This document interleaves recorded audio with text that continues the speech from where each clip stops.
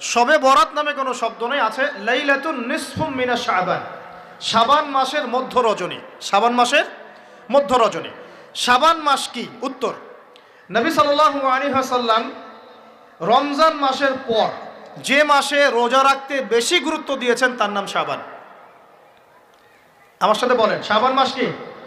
নবী সাল্লাল্লাহু আলাইহি ওয়াসাল্লাম রমজানের পরে যে মাসে রোজা রাখতে খুব বেশি গুরুত্ব দিয়েছেন তার নাম শাবান।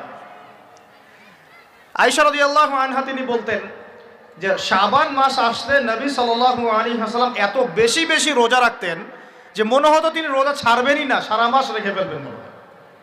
বেশি থেকে বেশি রোজা রাখতেন শাবান মাসে। প্রশ্ন হচ্ছে কেন?